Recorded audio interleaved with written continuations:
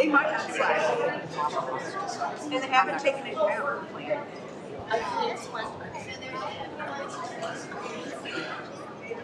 Now, I used to sub back in the day. Yeah. Girl, I was junior high or high school. I can't no sub without for real. Stop it.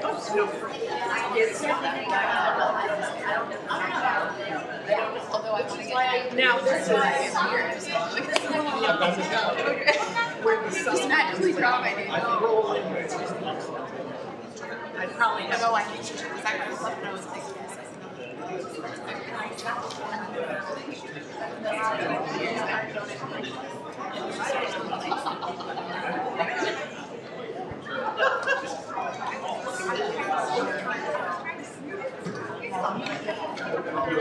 It's out on Joey.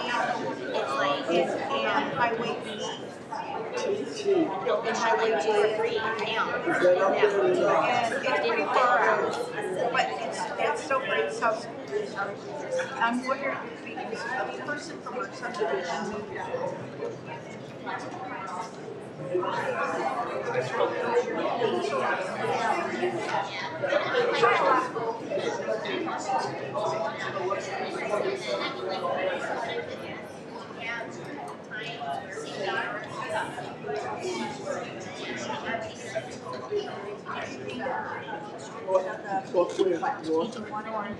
I thought it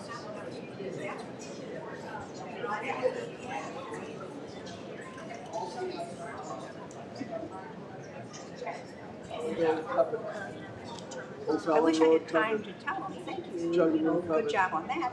Because I don't want to be like the old crabby lady all the time. Hello all. But tonight Happy St. Patrick's Day. And welcome to the Francis Hall School District Board of Education meeting. The purpose of this meeting is to celebrate our successes and showcase our talented students and staff, as well as to conduct the business of the district, hear reports about progress on key initiatives, and listen to the community on important issues.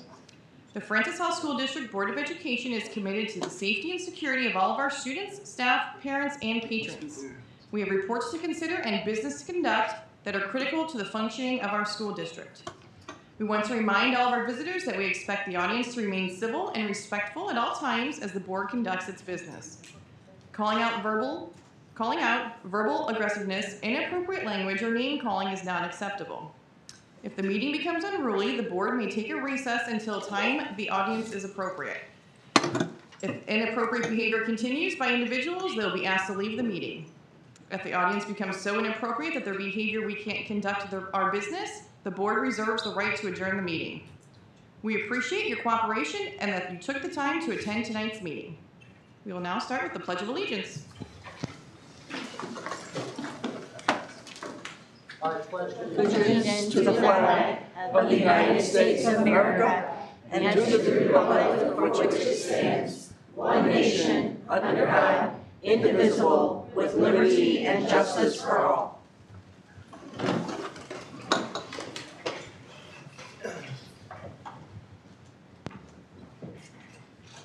Board, I would like a motion to approve the agenda for March 17th, 2022 as presented. So moved. All in favor? Aye. Any opposed? Motion carries. We'll now throw it over to Ms. Jen Joles. Thank you, Ms. Lang. Tonight, we would like to recognize 2 5th grade students who were recently selected to sing in the All-State Children's Choir. This elite choir is by audition only and is limited to the top 116 students from all over the state of Missouri. Those selected performed at the 84th Annual Conference of the Missouri Music Educators Association in January, and we actually have a short clip from that performance that I'll ask Jane to pull up for you.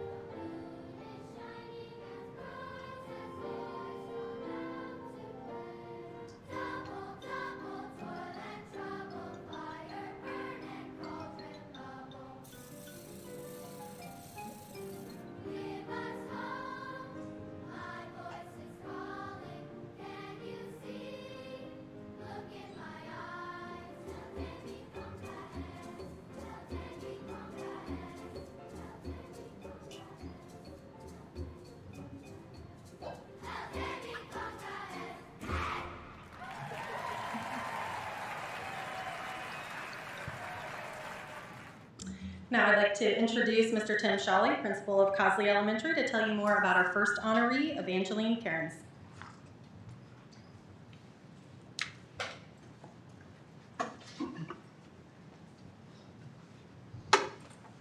Thank you. I had the amazing chance of sitting down with Evangeline a couple of days ago to do a short interview with her to talk about what makes Evangeline the person and the kid that she is today. She's a 5th grade student at Cosley Elementary. I know Evangeline to be a super positive kid who wants everyone to learn, grow, and be happy.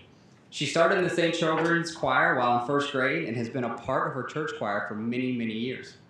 She tried out for the All-State Choir and was one of 116 kids from across the state to receive the honor. She told me that she really enjoyed the opportunity in getting the chance to sing and perform with the All-State Choir. But she has many other talents besides just singing. She plays the flute, she plays the piano. She thoroughly enjoys art and music where she can learn new techniques and put them to good use. But her passion always also lies with reading and writing. She loves writing stories and creating her own books.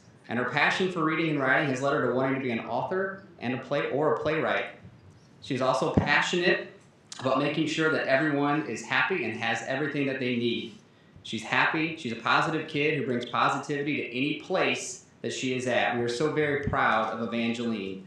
Evangeline, I want to congratulate you on your amazing accomplishment of being a part of the All-State Choir and for all of your accomplishments at Cosley and all the future accomplishments you will have throughout middle school, high school, and wherever your hopes and dreams take you. So Evangeline, congratulations on your honor.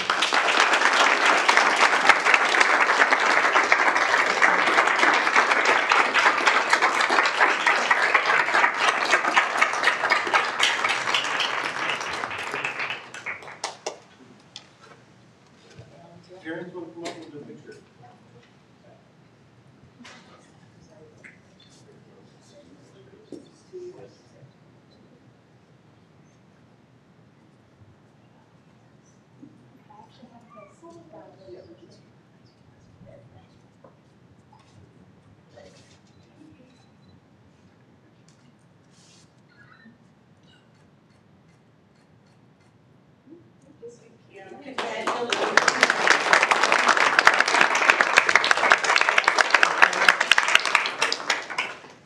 All right, and next I'd like to ask Ms. Emily Pavia, principal of Independence Elementary, to come forward and tell us about our next guest, Brooklyn Howard.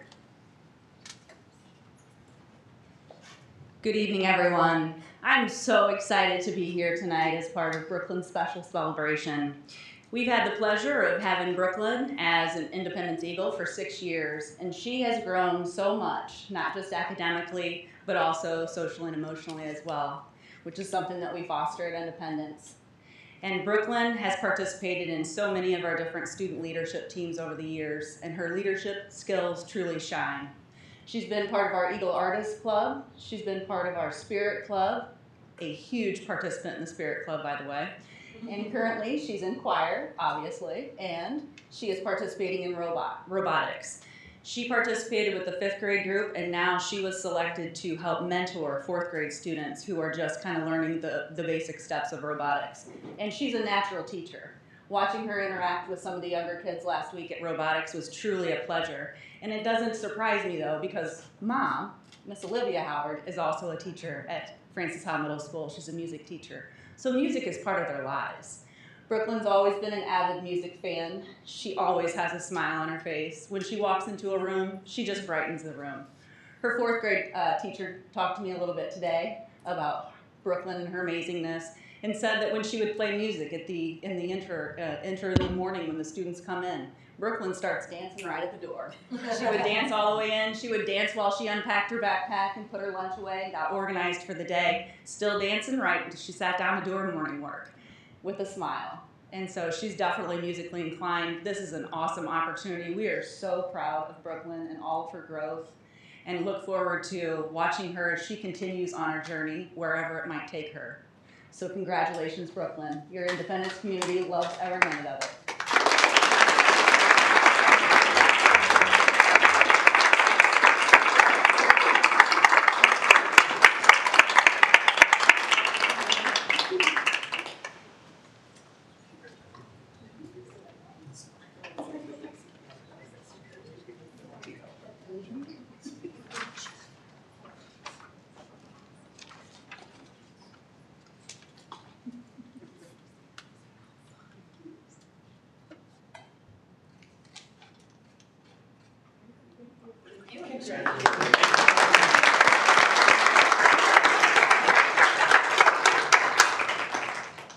Ms. Pavey, next up, we'd like to recognize the local nonprofit, the Cottleville Firefighters Outreach, otherwise known as CFO, whose goal is to make our community safer, healthier, and happier. Now, you may recognize this organization. CFO has been working with Francis Howell School District since 2017, and they've been recognized at previous board meetings for their many contributions.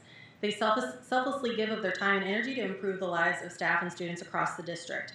Each year, they donate new winter coats to kids in need at our schools. To date, they've donated 1,921 coats. From toddler to teenage sizes, CFO provides exactly what our students need to stay warm at recess, at the bus stop, or playing in the snow. In addition to the gift of warmth, CFO has granted thousands of wishes for our amazing teachers. The Teacher Wish List program gifted 23 Francis Howell teachers their entire classroom Amazon wish list, 471 gifts in all. And they are doing it again this year, so look for those announcements soon. I've actually seen a couple of them on social media this week. CFO also provides $25 fuel cards to local gas stations on the regular so that families facing hardship have the ability to pick up food and necessities. They made cash donations to our weekly mobile market to help families during COVID and provided 150 emergency kits to Francis Howell North, designed to give classrooms first aid supplies in the event of a disaster. They made Christmas brighter for a number of families in our district, contributing an abundance of toys for our adopted families, and the list really does go on and on. I'd like to invite Deanna Cruz with our Student Services Department up. She works closely with Garrett and to make sure that she identifies the families in our district that need that support. So Deanna's going to say a few things about Garrett Ryan. The Cottleville Firefighters Outreach is a kind of community partner I know we can always count on. They are always willing to help at a moment's notice. This level of support is comforting when the needs of our families is so great. Not only do they take care of the community in their service area, they also extend their assistance to our entire school district. We could not support our families at the level we do without their support. So now would you please join me in giving them a great big Francis Howell thank you to our Cottleville Firefighters Outreach for helping our families.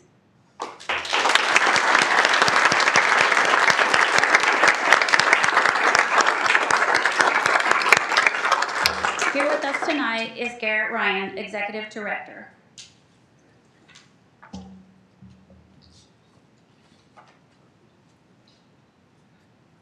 Thank you all for having me come tonight. Of course, I'm really thrilled to be here representing the firefighters at Cottleville. And this is a huge honor for us every year. It's a privilege to get to be invited to these and see what you guys are doing. But honestly, I'd love to take the opportunity to thank you guys for the partnership that we have together. We could not help nearly as many families as we do without the hard work of Deanna and the rest of your faculty.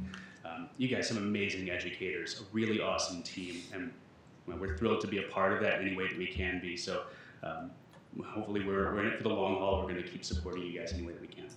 Thank you.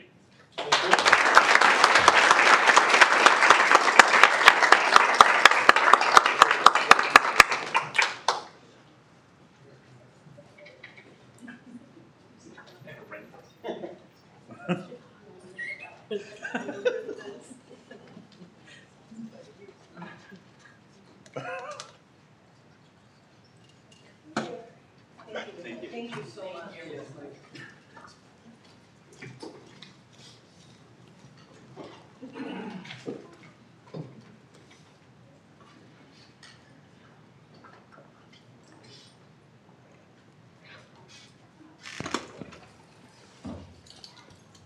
Okay, moving on to patron comments. During patron comments, citizens are invited to address the Board of Education concerning issues related to the school district. Speakers are called forward in the order of sign-up, and each speaker has 3 minutes to make their remarks. Please remember that only one speaker is allowed at the podium at a time, and combining time or giving your time to someone else is not permitted. The board appreciates that you have taken the time to come this evening, and we value both your input and your perspective. For your convenience, our 3-minute time clock is ready. We welcome Jennifer Main.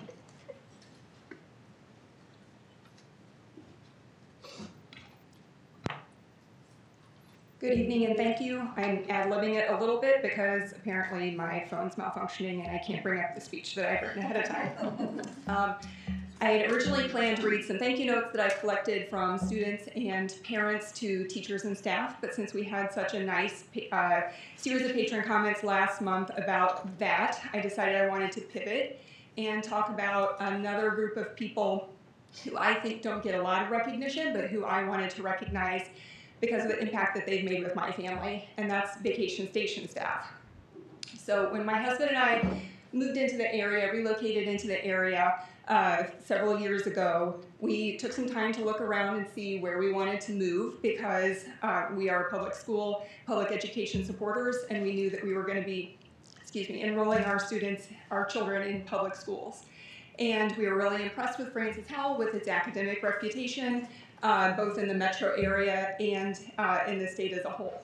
And as we were making the decision to move into Francis Howell, we really didn't think about what it was going to mean for us when our kids were actually old enough to go to school, as far as how we were going to handle before and after care as two working parents. So imagine our delight when we went to enroll our oldest in kindergarten and found that Francis Howell actually has a program for before and after care. Not only that, it's housed within our home elementary schools. What a godsend. We were delighted. So we can't say enough about Vacation Station and what it's meant to our family to have that before and after care option available at our home schools as two working parents. Aside from the fact that it has amazing programming, creative theming, and just really great field trips and topics and speakers, we've really grown to love the staff and they've grown to love our children. And before my youngest two sons, those two, were old enough to even start school, our vacation staff knew them. Vacation station staff knew them. They knew their names. They couldn't wait until they started, and my kids couldn't wait to start with them. In fact, this summer for Meet the Teacher Night, my incoming kindergartner didn't realize the vacation station staff was going to be covering everything so students could be engaged while parents were talking to teachers. And when we got to school, he threw himself in a running bear hug at the knees of his facilitators, despite the fact that he'd been with them all day anyway. They seemed equally delighted to see him. This is just one more reason why we love Francis Howell, we love our district, we love our schools, and my sons love it too. Thank you.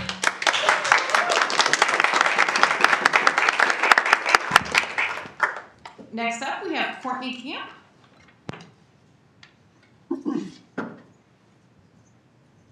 Hi, I'm just going to echo Jennifer. Yes, I am also a very, very grateful mother to Vacation Station.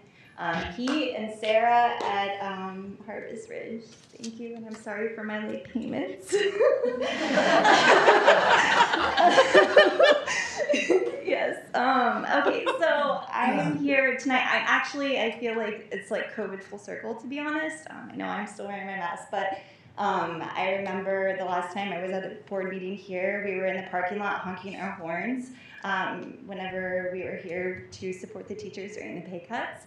And it just honestly feels a bit full circle to me. So first, I just want to say, Dr. Hoven, I know that we have gotten your resignation, and I just want to thank you, honestly. I know it hasn't been easy. I think your tenure here has been probably one of the most tumultuous. So I think for any great leader, I hope that you come away with celebrating your successes and, learning from your mistakes and growing from all of it, right? So thank you. And also I want to thank you, Ms. Walker. I don't know if this is your last meeting, but I know we're heading into an election, and so I want to thank you as well. I know that it's not easy for you to sit up there in that chair and serve your community the way that you did over the last 2 years. I don't know what year it is, but thank you, for real. I'm here tonight, honestly, because I'm thinking a lot about community, right, and what that means. And it would be amiss to not address how hard everything feels right now and how sad everything feels, but like how much hope and how much privilege we have standing in this room to gather everybody as a community. I brought a book with me. because adults like to be read to too, I think. But this is Brene Brown, and if you know her, then you love her. If you don't, then I hope that you get to know her, because I think every great leader needs to read about her and share her words. And honestly, like, these words could come straight from my mouth in some ways, so I'm going to do my best to get through it, and thank you. So love and belonging are irreducible needs for all people. In the absence of these experiences, there is always suffering. Because we can feel belonging only if we have the courage to share our most authentic selves with people. Our sense of belonging can never be greater than our level of self-acceptance. We can never truly belong if we are betraying ourselves, our ideals, or our values in the process. That is why it's a mistake to think that belonging is passive and simply about joining or going along with others. It's not. Belonging is a practice that requires us to be vulnerable, to get uncomfortable, and to learn how to be. Your time is up.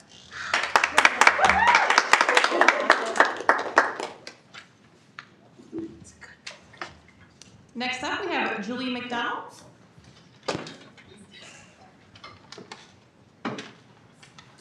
Good evening. Last month's patron comments of positivity really filled emotional buckets.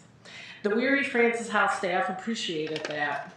I'm in my 21st year at Central Elementary, and to say we're teaching through the toughest phase education has ever seen is an understatement. Francis House staff is thankful for the community members that lift us up with positive support. You exemplify what it means to be a helper. Thank you. When I see the list of who is speaking tonight, I see humans I proudly collaborate with for positive change in our world and our district. However, I also see community members that pontificate on emotionally draining matters such as book censorship, CRT, or other anti-fact or anti-science notions. I speak for the Francis House staff when I say we've heard enough of it. Your book censorship notions have fallen into the hands of staff members who already have full plates. Teaching through a pandemic has left our students with academic gaps and severe emotional needs. Teachers need to spend their time with students, not looking through books that are scrutinized. Students have a right to access literature that is rich with varying perspectives and experiences. A few meetings ago, it was said that a group of 6th grade Girl Scouts turned lesbian after reading a book.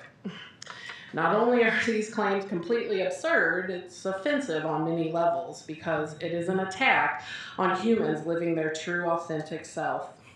These negative responses are the reason suicide rates are alarmingly high for LGBTQIA youth. Please listen to the accounts and perspectives of those revealing their true selves and the parents that support them.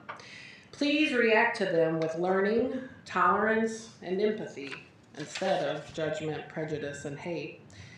Be a part of the solution, not the problem. This never-ending onslaught of negativity is one of the many reasons teachers are leaving the profession, which is heartbreaking because now, more than ever, our students need amazing teachers, and Francis House has plenty of them. Why am I witnessing an attack on public schools? I do not understand why personal agendas of the few have become priority over lifting up staff and students. Enough is enough. Tonight I make an appeal to the Francis House community. On April 5th, please vote for those who understand that student success starts with teacher conditions. On April 5th, vote for those who believe in equity. On April 5th, vote for those who champion the well-being of humanity. Thank you.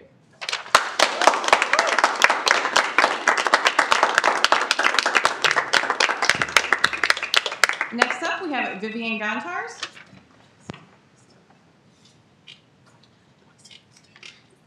First, thank you, Dr. Mary Lang, for responding to my question about the Super Bowl.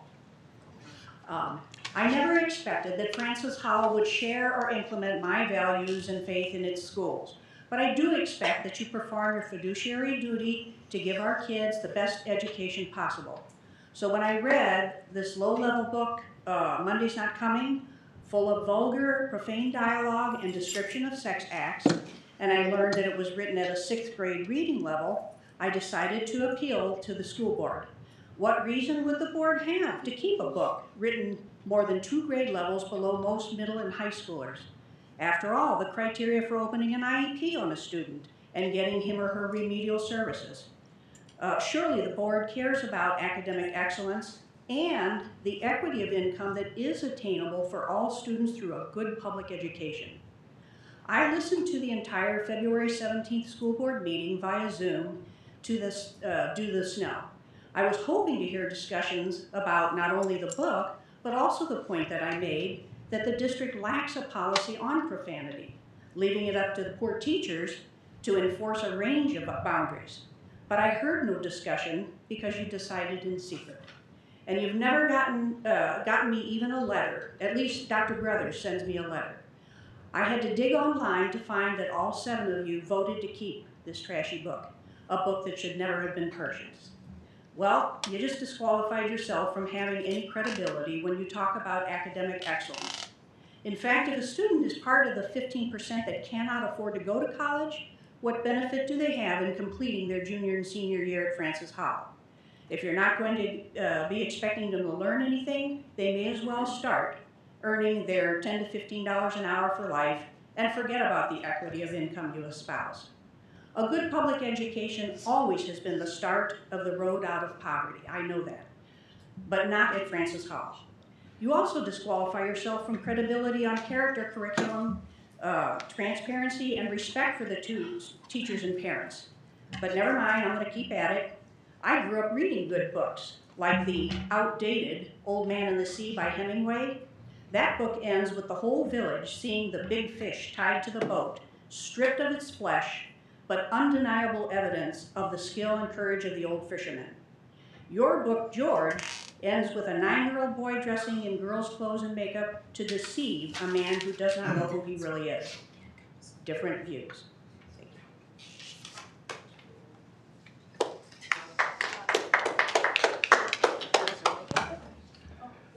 Good evening. Next up we have Ken Gontars. Last month I attended a commemoration honoring President Lincoln. Governor Parsons, Senator Hawley and Blunt, A.G. Schmidt, Representative Wagner were among the speakers. The issue of critical race theory and how it is being introduced and taught in our public schools was discussed.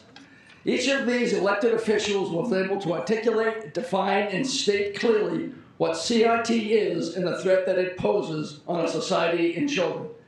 This week, A.G. Schmidt sued MSBA for concealing its involvement with CRT in Missouri schools. From 2014 to recently, the Educational Equity Consultants website listed MSBA as a client. ECC endorses and promotes the 1619 Project, the epitome of critical race theory. This past summer, members of the NEA, the nation's largest teacher union, voted to approve and plan to promote critical race theory in all 50 states. Incredibly, this school board and administration won't or can't tell us what critical race theory is. Yet they continue to state that the Black history curriculum they approved this summer does not contain it. A promise was even made that CRT will not be taught in the Francis Howell School District. Will this board and administration tell the community what it thinks CRT is? We've been asking since last summer. It is time to tell us. On the district website, there is a one-page document titled The Truth About Black History and Literature Courses. However, these truths were omitted. Truth, LeGarrette King was paid $15,000 to help him design the Black history curriculum. Truth, he is a self-proclaimed expert of critical race theory. Truth, he teaches CRT at Mizzou. That is essentially all he teaches. He designs and develops CRT, Black history courses for elementary and middle schools throughout the nation. LeGarrette King appears on an hour and 20-minute video instructing Francis Howell teachers to teach white privilege. He appeared on an hour-long video with Nicole Hannah-Jones, founder and originator of the 1619 Project, advancing and promoting this perspective. This administration appealed to the community to read the Black history curriculum for itself and present specifics of CRT. When specifics upon specifics were presented in a 17-page thesis, what was the response? Crickets. Nothing.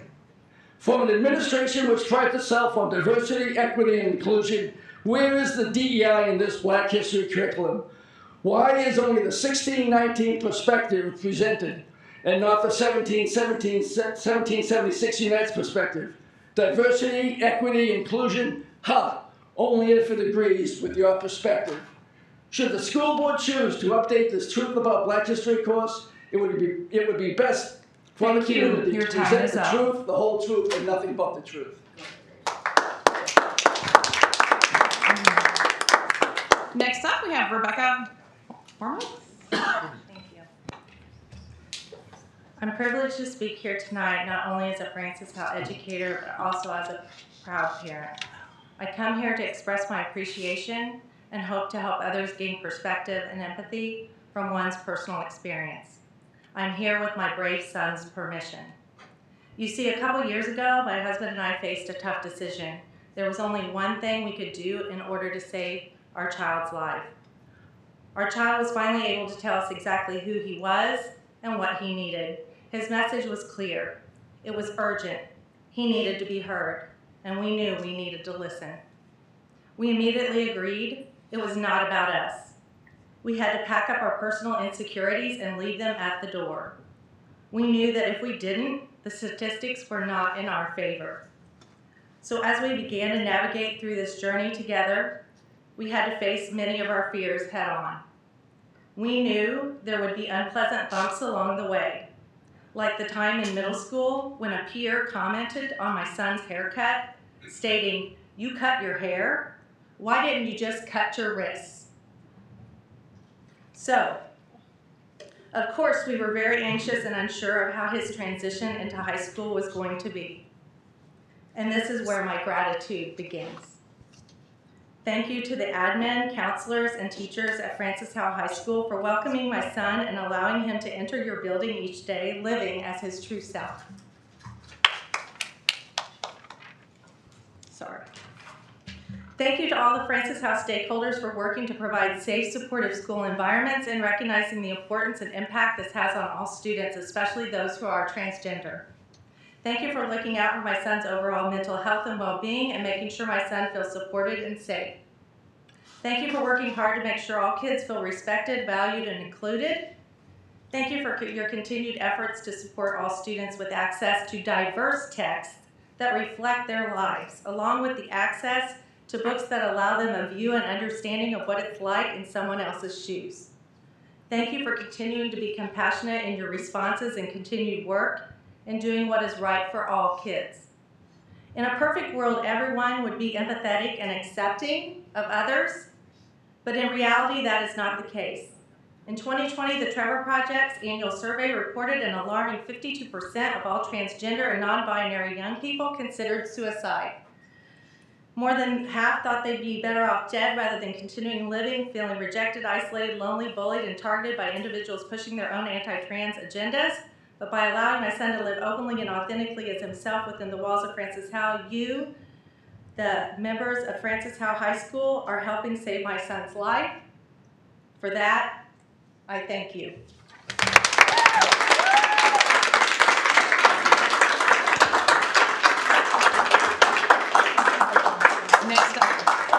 Next up we have Katie Rash.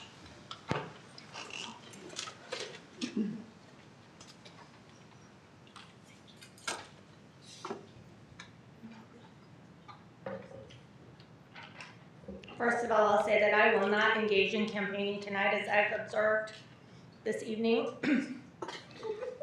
Today I'd like to share with you about a man named William Tyndale who translated scriptures into the English language. We're painfully aware of the practice in Nazi Germany of rounding up books and burning those books on a bonfire for the purpose of exterminating specific ideas from the community at large. And we see that the impact that this had in helping to advance the Nazi regime in Germany and the horrific results of that regime. In the case of Tyndale, things went a step further than burning books in a pile. In his case, he was executed at the stake and burned. Yes, this hero was burned for his passion and commitment to bringing the Bible into the English language to make this important text accessible to the common English-speaking person. All who read the English language Bible to this day are in his debt.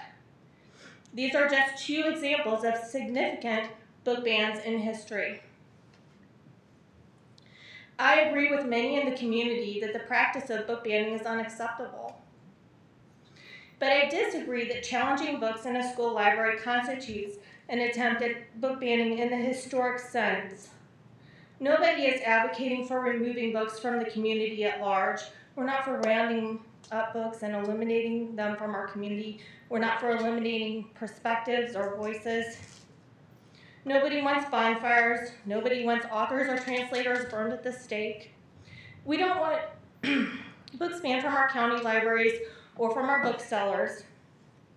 But there are policies in place in our district that specify what types of books should be included in our school library collections. For example, books are required to be age appropriate and support curriculum. These collections do not, never have, and never will contain every book ever published. These are curated collections. However, I acknowledge, after participating in the community discussion and a challenge committee, that we are at an impasse. People in our community have widely different opinions regarding what their children should have access to and what is developmentally appropriate for their children. And children are developmentally different. My children are developmentally different than another child's. I respect than another person's, than another parent's children. I respect that there are differences of opinion and respect that parents are trying to do what is best for their own children. When at an impasse, it is appropriate to find common ground that allows us to move forward. I would ask the district to consider setting up a system that allows parents to be emailed with information about what books that they are checking out, that their kids are checking out, or linking the library database to Canvas so that parents can have greater control over what their parents are accessing. Your time is up.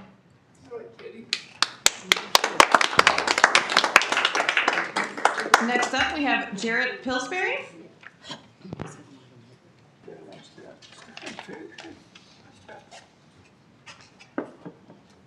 Oh, my eyes are not going to get that done. Okay, there we go. Before I begin, I just want to note that my audience is usually the board members, Dr. Hoban, Dr. Rumpus, and the staff, with others listening in tonight. But my hope is that I can address the voters of Francis Howell this evening, as we have an important election for 2 board members coming up on April 5th. I feel it's important for you to understand some things as I've come to understand them. I have the distinct pleasure of following those who spoke just now and wanted to note those speakers were comprised of current and former members of the Political Action Committee who are currently suing the district and who are also endorsing and providing significant funding to the 2 board members candidates who are slated to speak immediately following me. That same PAC is prominently featured on all the joint candidate signs for these 2 board candidates, though the language suggests it's not a PAC supporting them, but instead a statement as to support from all families in Francis Howell. These 2 speakers following me don't recognize how closely tied they are to this PAC, or perhaps they do. After all, the PAC name and logo are prominently featured on their joint signs. And one of these candidates noted on Facebook their signs were in and would be at Old Town Donuts on a Saturday morning for anyone wanting to pick one up. He went on to say that anyone looking for joint signs can get them through the PAC. And members of the PAC and one of the prospective board candidates were pictured together carrying a joint sign at the recent St. Patrick's Day parade in Defiance. I've seen this PAC adopt an adversarial approach to most stakeholders time and time again. You've seen it tonight. So I call into question the good judgment of those speaking after me and their suitability for the board, given how tightly they've chosen to affiliate with this PAC. I've heard lies told about my candidates. I've seen vicious trolling of my candidates. My candidates have made themselves available in various public spaces and on record, answering questions and welcoming everyone, yet they are still dragged.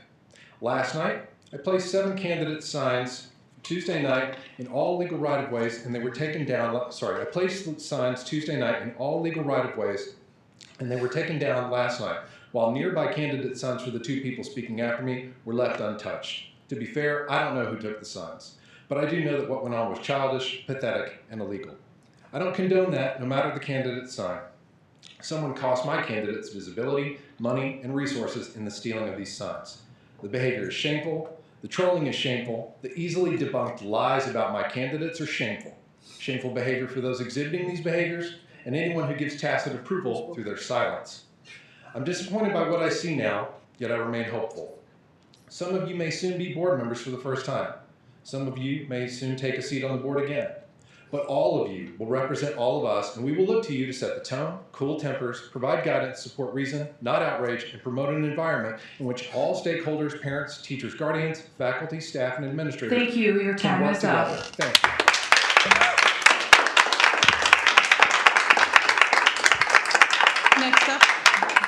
Next up we have Rainey Cook.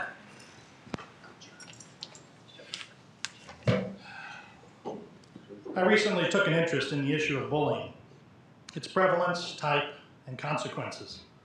I learned that at least one school, FHN, conducted a survey just before fall break that included questions about bullying. However, when I saw this anonymous survey results just this week, I also found that one of the questions asked students what their sexual orientation was. The options were multiple choice, straight, or LGBTQ. To be sure, the questionnaire was much broader than just bullying and sexual orientation, but those were just a few of the questions. What is the purpose of knowing what the sexual orientation makeup of the student body is? To which problem or policy are these results a variable for?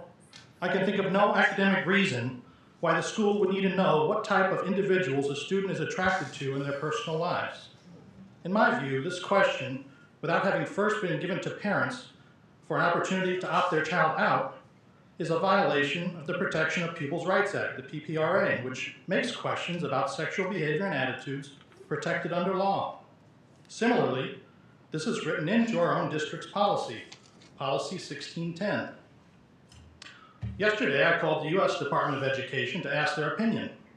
They cautioned me that only a parent of a student who took this survey can file a formal PPRA complaint, but the person I spoke with was intrigued, to say the least, and confirmed much of my understanding about the do's and don'ts as defined by this law and, subsequently, our own policy. And that's just it. By and large, we have good policies, but we have to abide by them. Tonight, we have a first reading of a curriculum that uses unapproved standards. Again, this is a violation of Policy 6110. It was pointed out last month by Mr. Adam Bertrand in his written comments, which didn't get read due to time constraints, that none of the district committees are following Policy 4430. There's certainly more examples of policy violations that the parents and community have found, yet little to nothing is done about it. Much is said about being too critical of or adversarial with the district in patron comments. And to that I say, if the board would take some time to address some of these blatant policy violations, which is one of your roles, perhaps you would start to rebuild some of the goodwill towards the students, parents, and the community. I, for one, hope that rebuilding will begin next month. Thank you. Next up, we have Adam Bertrand.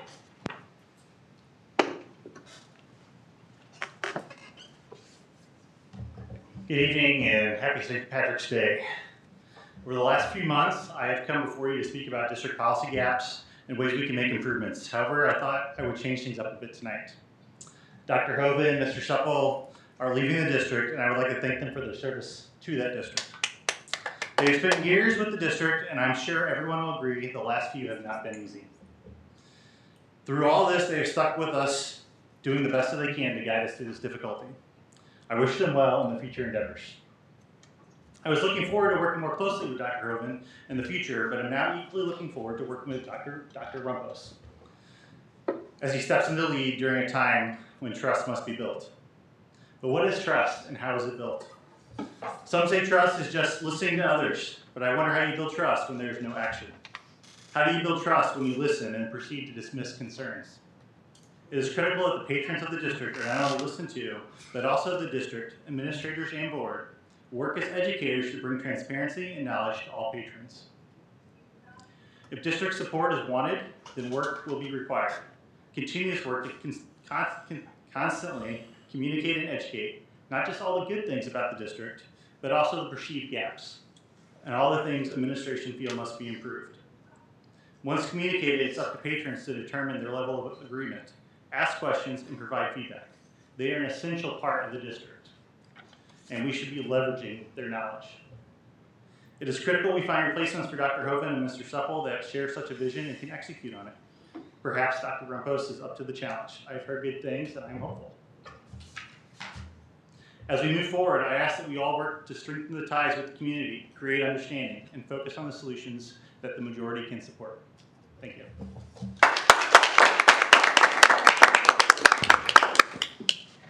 Next up, we have Ruth Zerfus.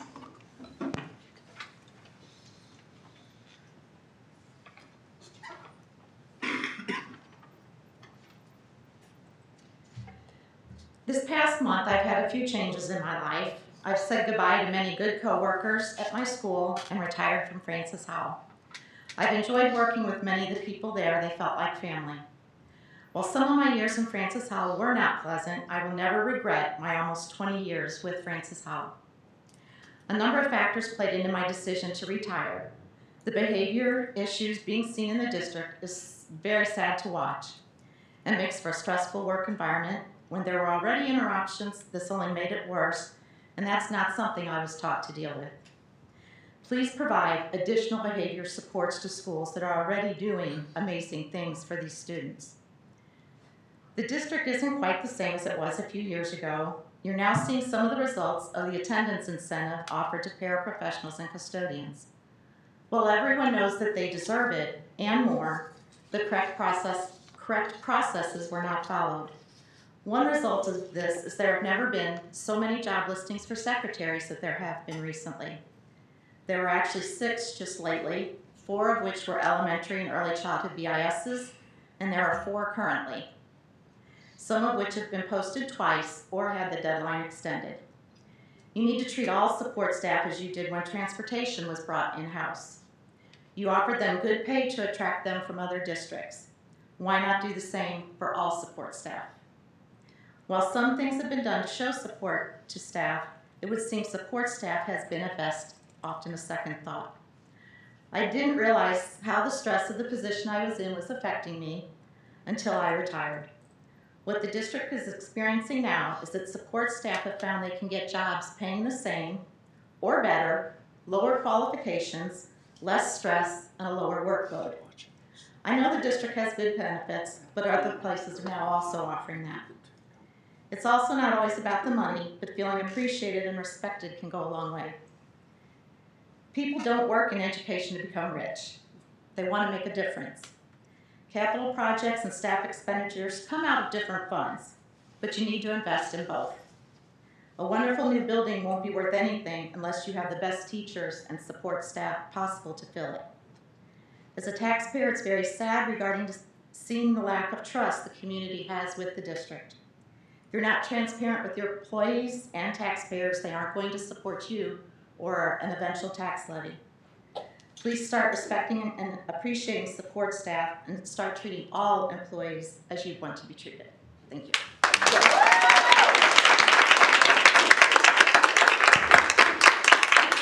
FHEA.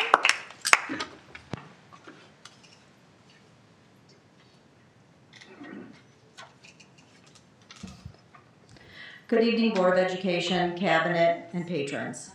My name is Anita Keener, and I'm the president of the Francis Howell Education Association. Tonight, we have many things to celebrate and congratulate. This is School Board Education Month. Thank you for all of the things that you have done and are doing. We may not always agree, but it should be noted that this is a volunteer job that is time-consuming and often thankless. Next week is spring break again, a much-needed break. Congrats to Dr. Hoban and Kevin Supple on the announcement of their retirement, and congratulations to Dr. Rumpos, who has been appointed the new interim superintendent for next school year. Many changes in our district right now. We can all only hope it is for the betterment of Francis Howell. FHEA looks forward to working with the new leadership and developing a working relationship that is open, respectful, and collaborative. We must set our differences aside and start working together again for our students of the Francis Howell School District. Have a great spring break and happy St. Patty's Day.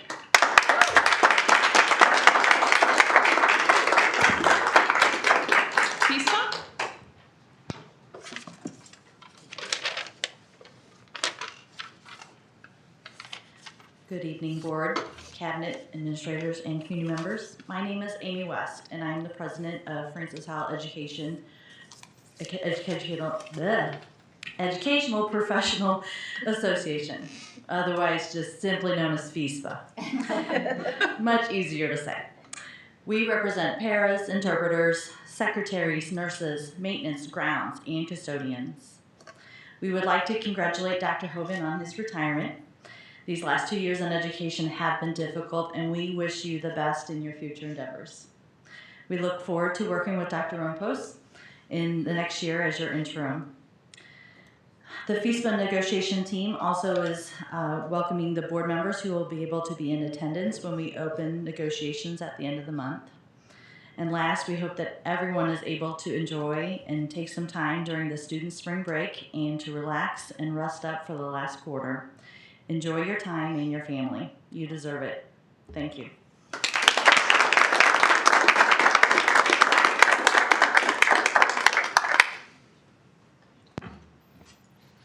Next up, we have the MSBA board report.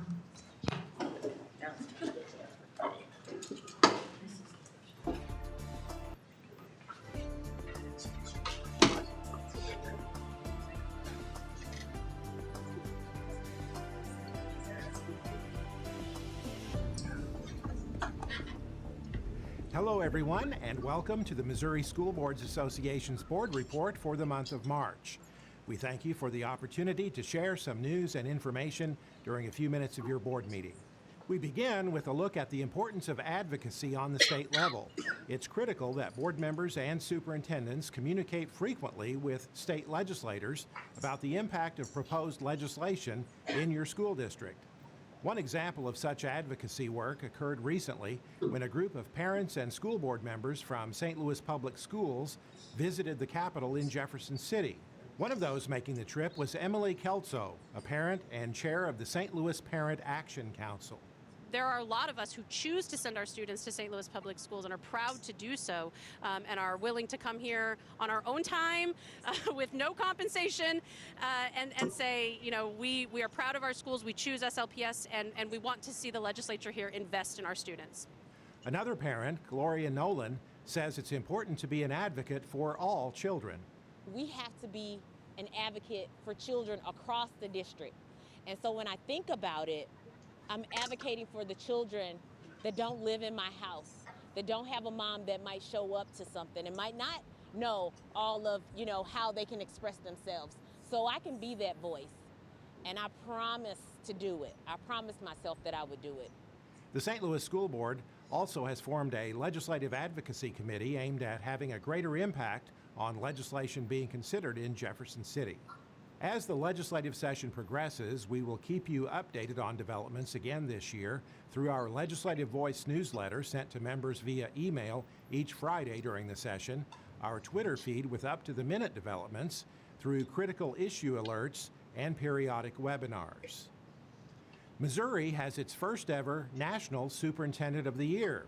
He is Dr. Curtis Kane, Superintendent of the Wentzville School District. The award was announced at the recent American Association of School Administrators Conference in Nashville. Dr. Kane says school boards and superintendents working as a team can benefit the educational opportunities available to students. And he says that's especially true in the current environment.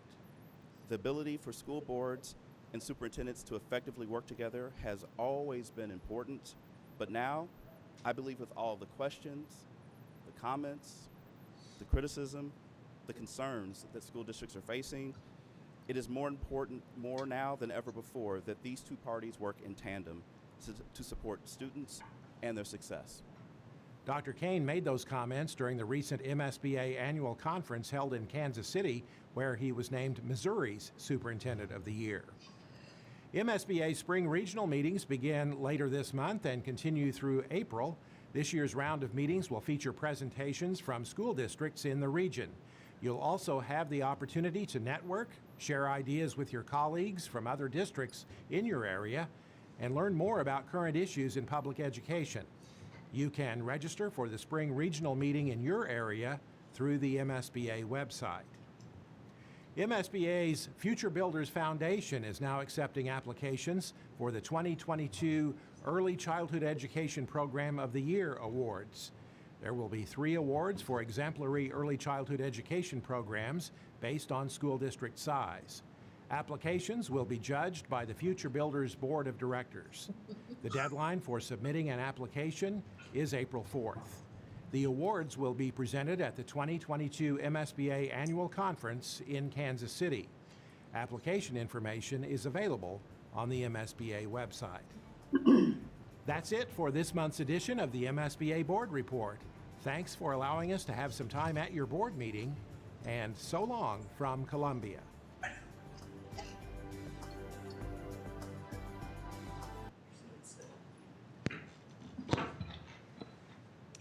Next up, we have an update on our Proposition S projects.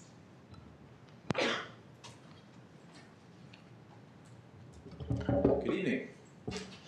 It's been exciting on Prop S this month, so we'll go through some projects and then we'll answer any questions you guys may or may not have. 801 corporate, so we continue. Work is progressing very well at 801. It's moving along. We're still working with the school district, just tweaking some of the room numbers and things like that with our architects, but things are getting to the point now where we're pretty much have everything nailed down the way we want it to look when it's completed. Demolition continues on the walls. If you were to walk through there right now, almost all the demo's complete. You can see a lot of bare floors, bare ceilings, full dumpsters. That work is nearing completion.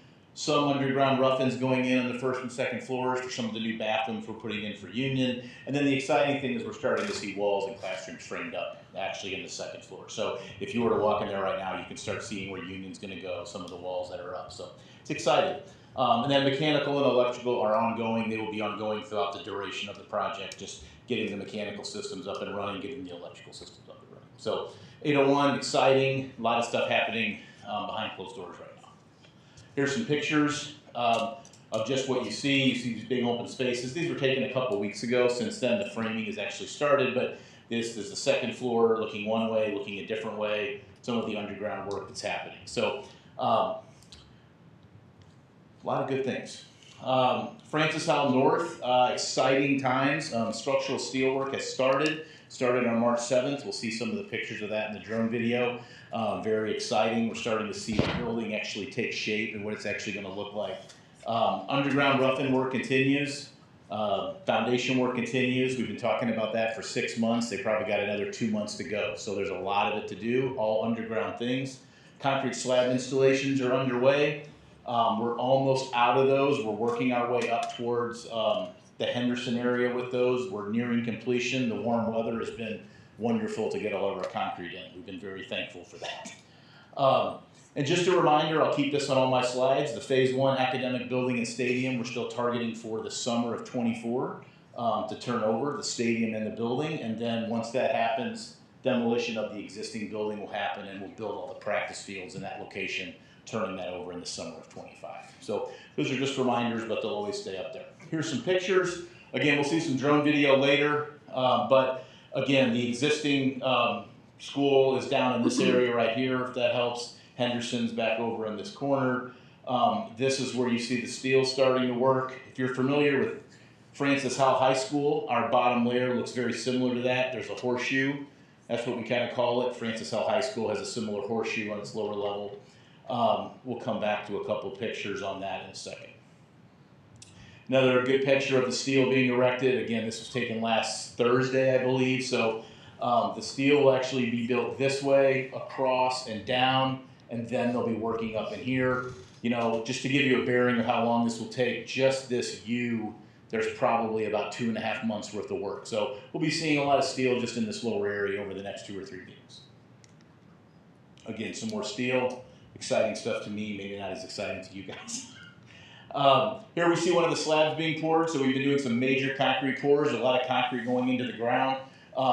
Happy to report no issues with kids, no issues with students, no issues with neighbors, a lot of concrete trucks, a lot of traffic on site. We see some of the concrete getting poured at our lower level here with some of the whirly birds on it actually finishing it. Here we see some of our anchor bolts being set up on the upper level, and this is the rock before we pour actually the concrete. See some of the plumbing PVC conduit sticking up. And then here's concrete going in the ground. So this is up in the upper level in the administration area, but we see, you know, the extent of all the rebar that we put in. Again, so much of the work over the past 12 months has been below the ground. And it's not exciting, but we're starting to finally see it come up vertically out of the ground, which is great. Jane, I'm gonna have you hit the drone video. So we'll talk a little bit about as we watch this. So these are shot by SM Wilson on a weekly basis. So here we see the existing school, obviously, where the stadium used to sit. So we're actually going to fly towards Henderson tonight, which is the opposite direction that we actually flew last time.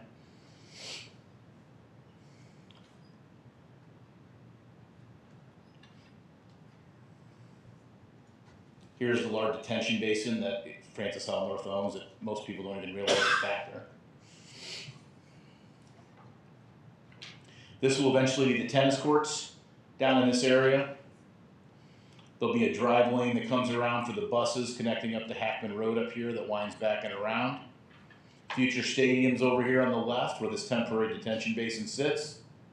We see the steel starting to be built here. I'm glad he didn't hit the crane boom. Again, this is future, the woodshop area, some of that area down here similar to Francis Howell High School.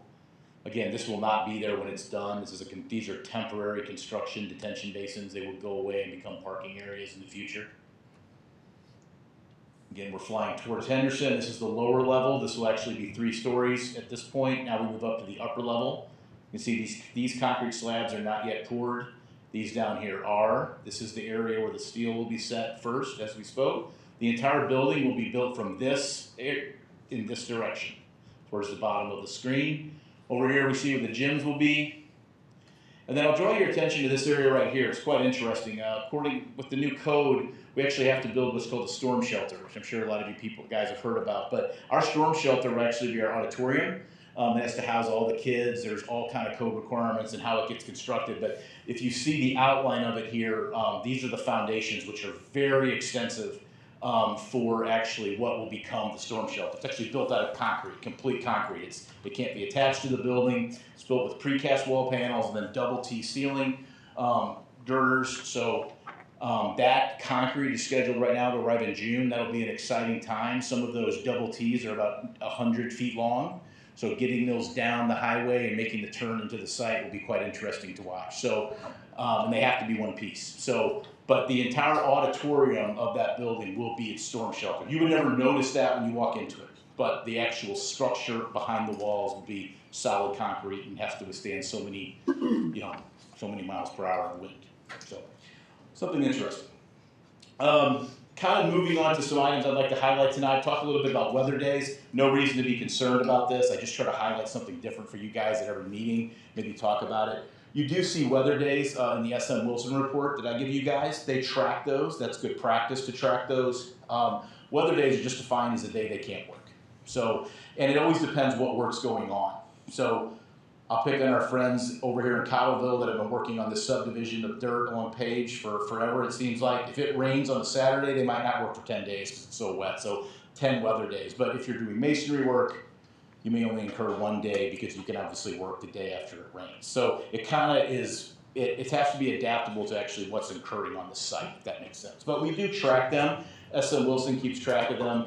They allow for so many based on historical data in Missouri. But there's no reason to be alarmed if you see those.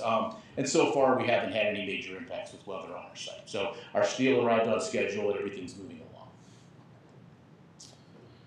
along. This is the dashboard that we're showing you guys. So again, we have an escalation allowance within the contract that we talked about, and we also have a GMP allowance. I think I spoke about these at the last meeting. Neither of these funds have been expended yet, so we're still at 100% available for both of these.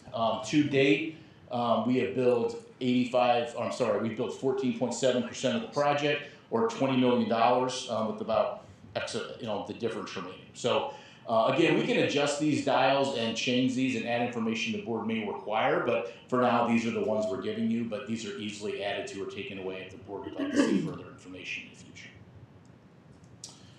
Cost savings updates. This is something we'll do at every meeting, just highlighting some of the things we've been working on. Again, value engineering, we've talked about this at every meeting. We continue to work to try to find opportunities for savings on our project as we work on it. There's a group that meets every week with myself and the architects and SM Wilson to look at this, and then continues to work through it. So some of the items that we have been working on this month, so we've eliminated the wood blocking around the interior parapet perimeter. This is something was not required by the roof manufacturer that was on the drawing. So again, a savings of $43,000 and really didn't bring a ton of value to the district. So we were excited to see that eliminated. Simplifying the construction details for closet shelving. So we didn't change the quantity of shelving that the teachers have in any of their spaces. We just went to a different veneer material actually within the closets themselves. So instead of being maybe a maple veneer, it's an oak veneer. So just that little change, and based on the industry today, we were able to save almost $250,000. I think we've talked about this in the past, but we're removing all the primer from the steel. So if you saw the steel in the pictures, it was what we call raw iron or copper looking. It's not painted gray like sometimes you see. That primer really doesn't do anything for you unless the steel stays exposed forever. So we actually are eliminating all of that from our stuff, and it's in excess of almost $300,000 of painting that really, again, brings no value to the district. It's been done that way for years and years and years, but in the world today, what things cost, it just doesn't make a lot of sense to be doing stuff like that. We do continue to work on drawings with the site elevations, tweaking the stadium, tweaking some of the parking lots. We are excited. We do think there's even more opportunities than we originally thought for some savings in this. Just by adjusting some of the grades on our student parking lot, we think we can eliminate some of the dirt that we actually need to bring into the site, hence saving quite a bit of money for the school district. So more information coming on that. And I would just remind the board that we'll highlight these in different meetings, but all of these are still included in the $6.4 million VE target that we have included in SM Wilson's contract. And then I would also say that the cost savings don't just stop at Francis Howell North. You know, we know 801 is on budget, but we also try to do everything we can to save money on those projects as well. So I did want to highlight just a couple of things we're doing there. You know, we tried to refurbish and reuse as many materials at 801 as we possibly could. So that includes cubicles, flooring, lighting, HVAC systems, HVAC units. You can see here that we've actually are taking down the ceiling tiles, palletizing them, and then putting them back up. It's not as easy for the guys to work around the grid. I'm sure Chad can attest to that. But it honestly saves us quite a bit of money to take these tiles down and reuse them. So, you know, 801 is one of those projects when we think we can reuse a lot of stuff, and we are doing our absolute best to do that in order to keep the cost down. And then also just for the AV equipment, the conference room tables, I think Mrs. Walker had a comment last week about furniture and some of the long lead that it can eventually develop. And we do think we'll have to buy a little bit of furniture, but we are reusing everything that's there. So if you've seen 801, they have a lot of conference tables, they have a lot of chairs, office tables, all that stuff will stay on site and it will be used first. Then we will look to district storage and anything we have. And then lastly, anything will be bought if and when we would need to get it. So again, 801 is all about refurbishing as much stuff as we have there. When the building was bought, everything came with it. So we're trying to utilize that as much as we can. So that's what I have. I will answer any questions you guys have. I know that was a lot of information. So, or Mr. Shelby, anything else to say? Mr. Butler, could you talk to us just a little bit about schedule? I know you mentioned not so much the weather days, but I know the steel was just delivered, and so how's that working, and the tie-in with the CMAR process? Yeah, thank you, Kevin. I did want to say that, and I forgot to mention it when I did the steel. So one of the big advantages of CMAR that we talked about was procuring materials ahead of time. You know, steel right now is somewhere between 50 to 65 weeks to get. It used to be 3 months, just to kind of give the board an idea of how long it's taking to get steel for projects. You know, one of the advantages of CMAR is ordering in packages before the building is actually done. You see we have steel on site. That steel was ordered almost a year ago and is now arriving. And that is one of the things that we were able to take advantage of with CMAR versus had we done the traditional design bid build system, we would had ordered steel just a couple of months ago and would be waiting quite a while. Our site would be sitting there waiting. So, CMAR has its challenges sometimes, but it also has its advantages. And this is the one area where I think we were really able to take advantage of it. So, thank you for reminding me of this. Questions? I have some questions. Sure. So on the website, who's responsible for maintaining the financials on the Google site? I believe I'll let Kevin answer that. Probably should say that. Mr. Klein works with Mrs. Joels on maintaining the PropS website. So I have some concerns. Things like it shows on 801, for example. We've committed 3.8 million, but we've spent 7 million. Project management, we had 90,000 committed. We've spent 290,000. BM1A new build and maintenance package committed 183,000. We've spent 4.7 million. So can somebody explain what in the world is going on here? Because I'm at a loss.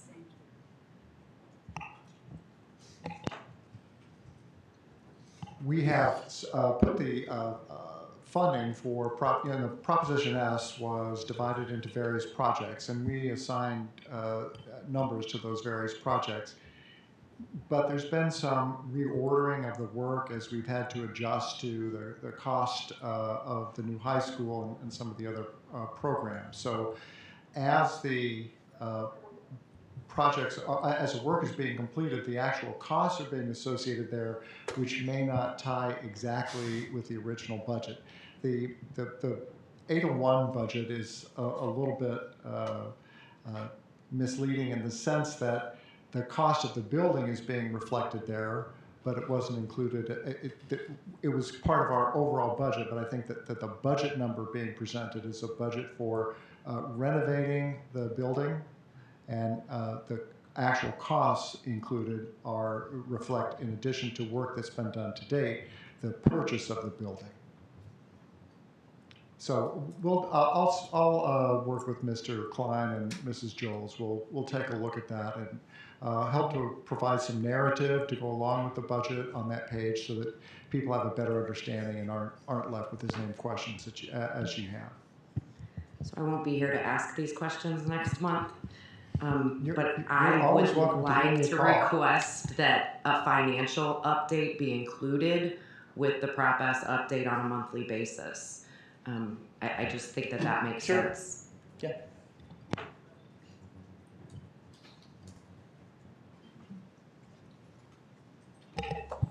Just double checking timelines, and sorry, I don't care about administration. They will invite me back.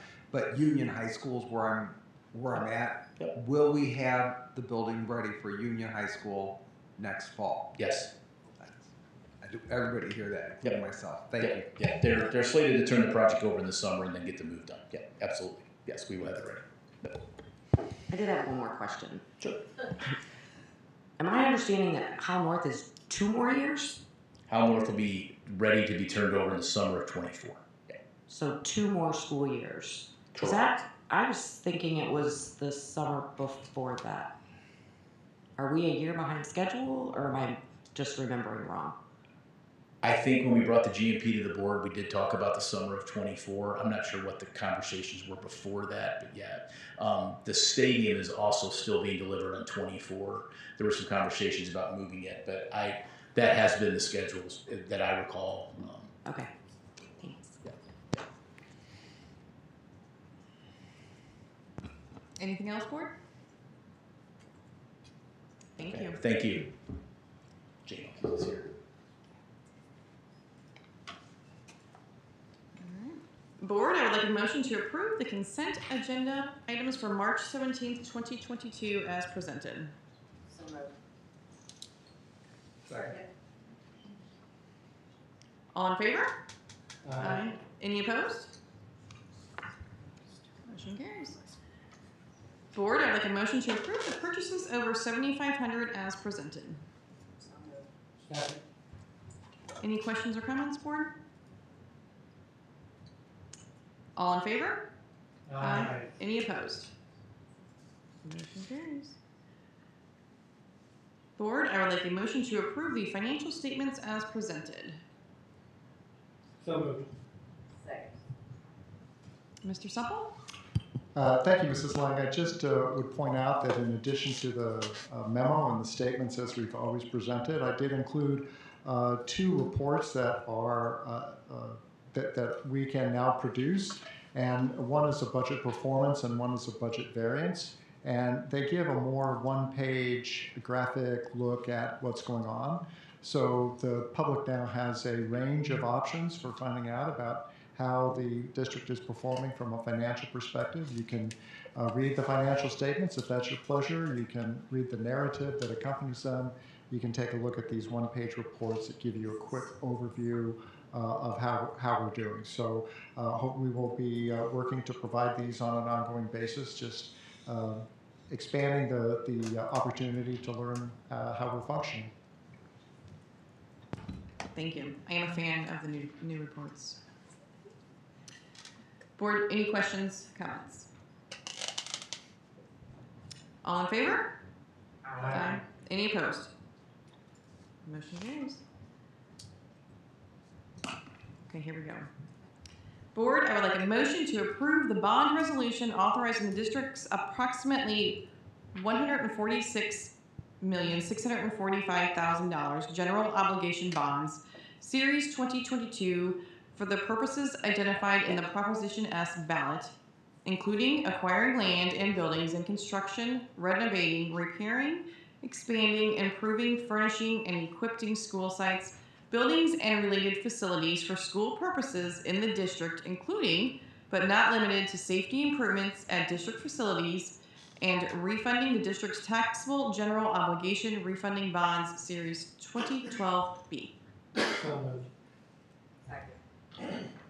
Mr. Supple.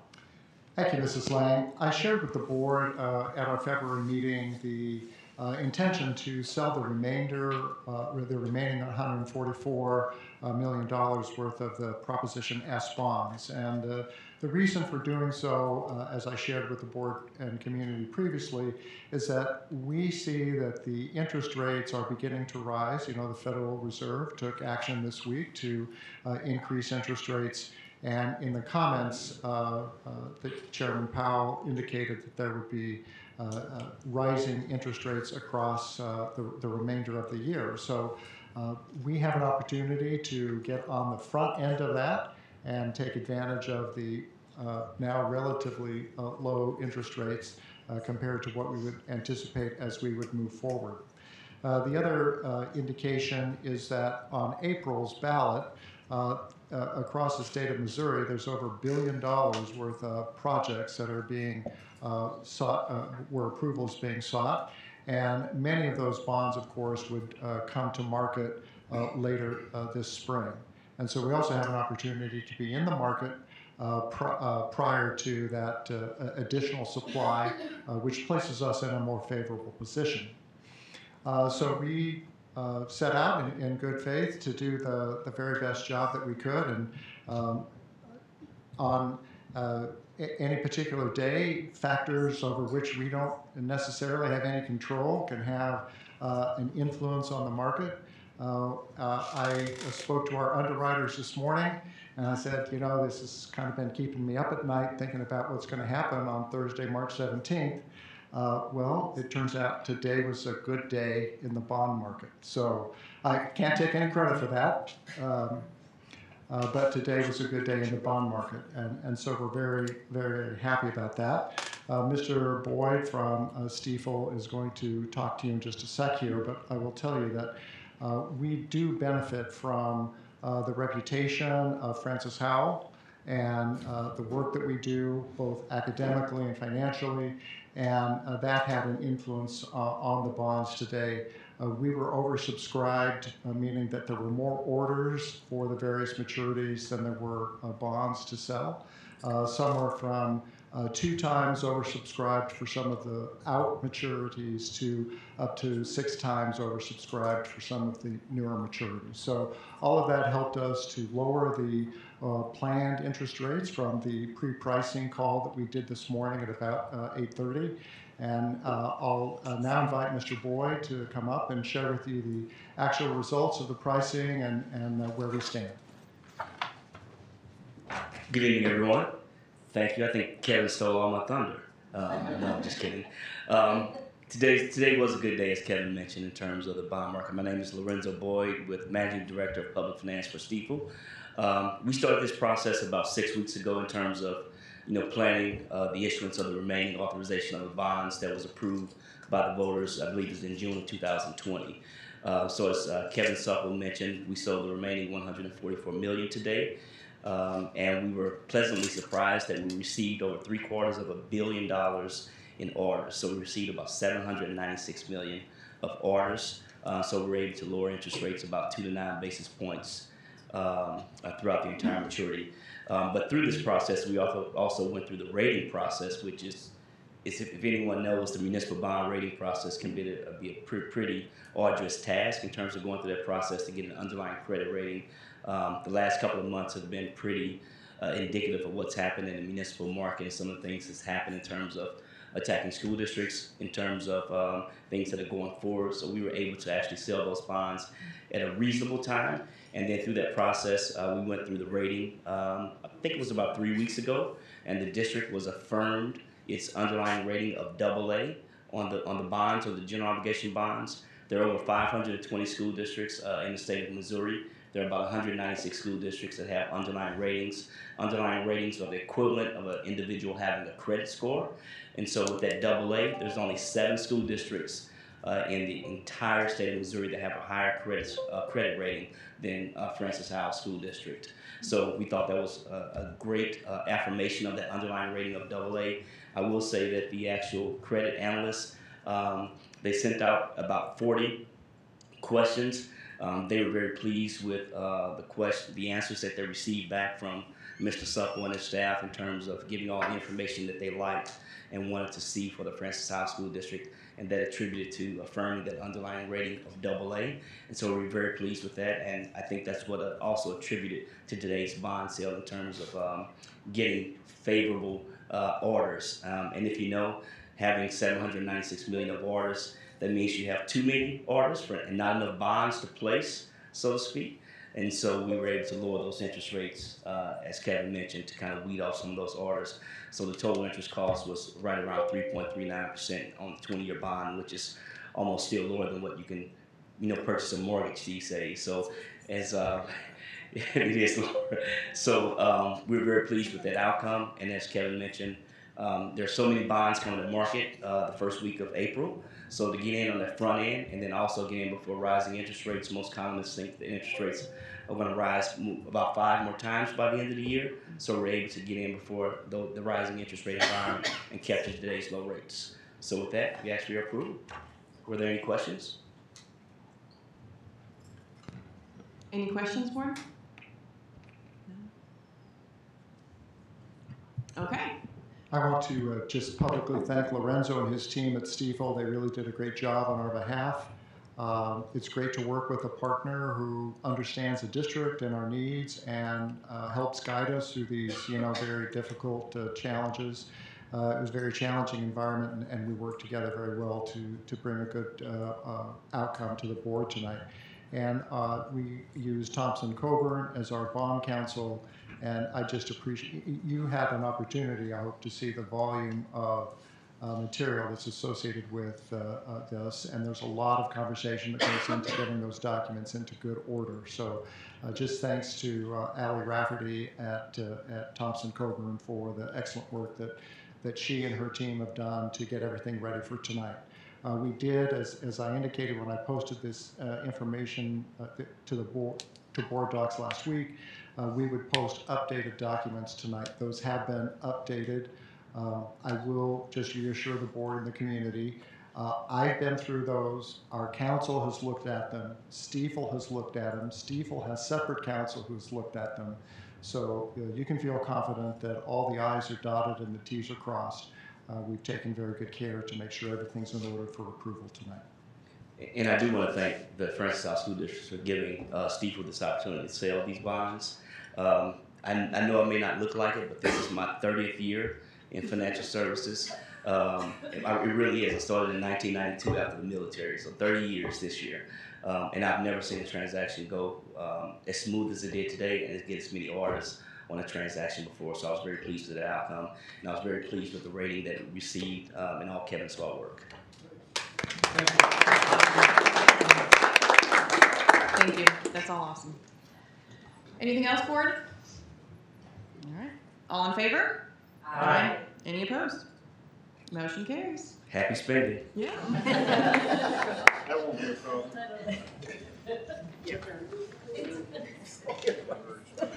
All right. Next up, we have superintendent comments. Thank you, Ms. Lang.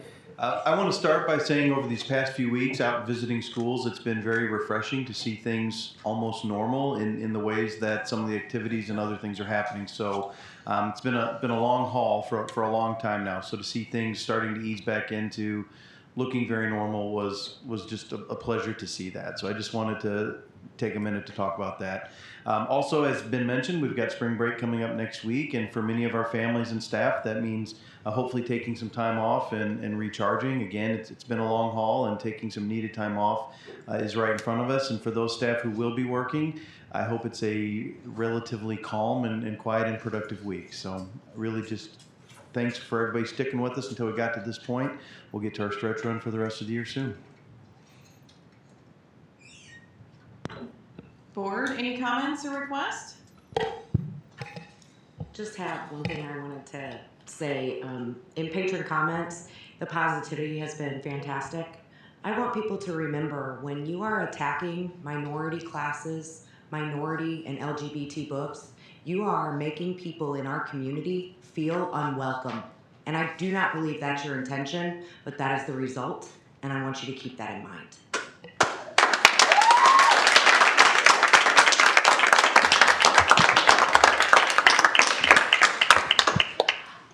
I had the pleasure this week of attending a middle school community band concert at Sager Middle School. It was amazing. I would like to publicly thank Sager for hosting that and Bryan Middle School. Both those band directors did an awesome job.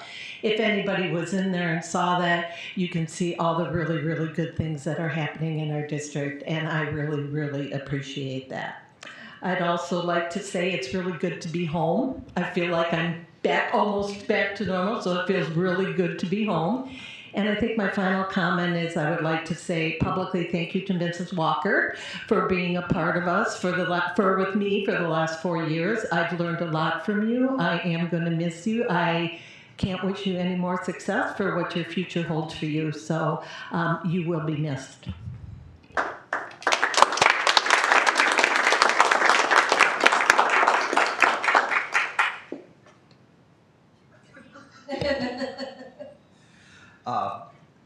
Chad Lang and I had the opportunity to visit Jefferson City and visit with our congressmen and representatives and senators, and it's quite enlightening. Please read, please read, please read. There's a lot of thoughts out there, a lot of bills, a lot of conversation, but I'd like to highlight one of the good things. The 13, I believe, female senators got together and highlighted and created a book of all the females that have been senators in the state of Missouri. There were 36 of them. There's like 1,200 males in the last years in the state of Missouri. This book has been created, and I'm going to give it to Connie Buckman, Lucky Connie. And if you call Bill Eigel, this is what we were told, our senator, he has one for every library in the district, one for every 3rd grade, one for every 4th grade teacher. My understanding, does that sound correct? Chad? Yes. So they might stay in the basement of the Capitol. So make sure you get them here for us. And thank you. And there's a lot of bills out there for public education, and these ladies have got together, and it's refreshing, Republicans and Democrats, and talk about literacy in our children pre-K through primary grades. I would commend them on their job with that.